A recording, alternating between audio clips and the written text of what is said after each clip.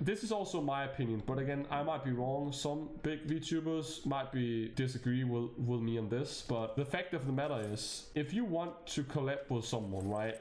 Let me give you an example. Let's say that I want to collab with a big VTuber, and I can't do this VTubing thing seriously yet.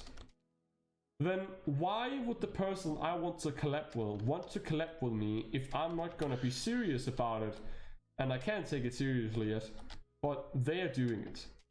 I will be wasting their time, and they are also just gonna risk having their community be kind of uninterested, and it just gets set into motion that from now on, if I were to collab with this person, I can't, because the communities don't really match that well, even though I haven't really built much of the community yet. But you get the point.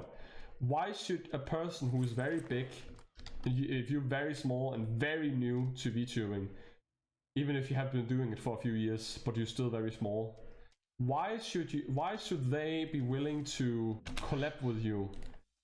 Because again, they're not really gonna gain anything other than meeting another person. That's why I'm saying that you need to think carefully about how you go about collabing with people also. Because again, don't get me wrong, I would love to collab with all of the people that I mentioned in the movie, like Momo, Iron Mouse, Shy Lily, and Treya, all of these people. But the fact of the matter is, that's not how it's gonna work, and that's also not how it works, because they are way bigger VTubers, and they have this VTubing thing as an actual job. It is a thing. They can't just like be unserious about it when it's literally their job. It's a thing they have to do to literally live on it, if they want to live on it, that is.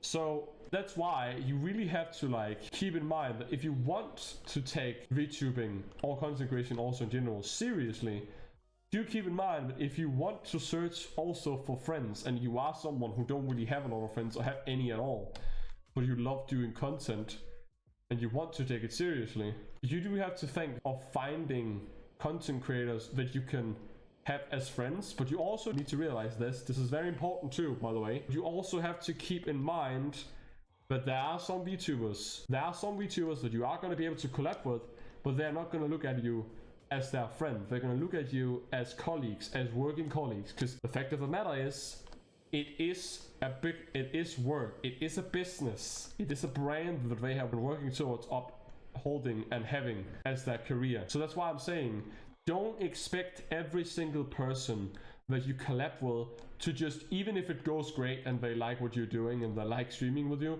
don't expect them to call you their friends. Again, not everyone can get along, but that doesn't mean you have to be rude about it. So that's why I'm saying you really have to think from their perspective and like look at it from other perspectives before deciding whether or not you think it's a good idea to collab.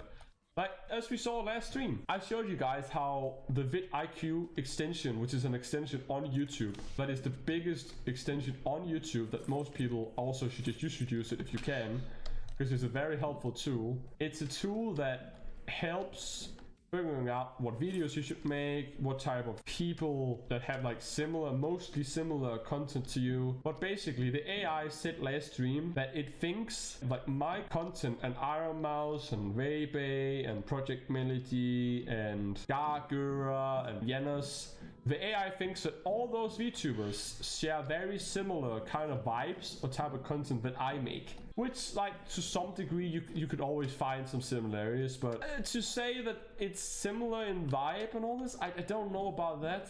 I feel like that's a little bit too much of a stretch. Maybe I'm just reading too much into it, I don't know. And do keep in mind, the AI has access to all content on YouTube.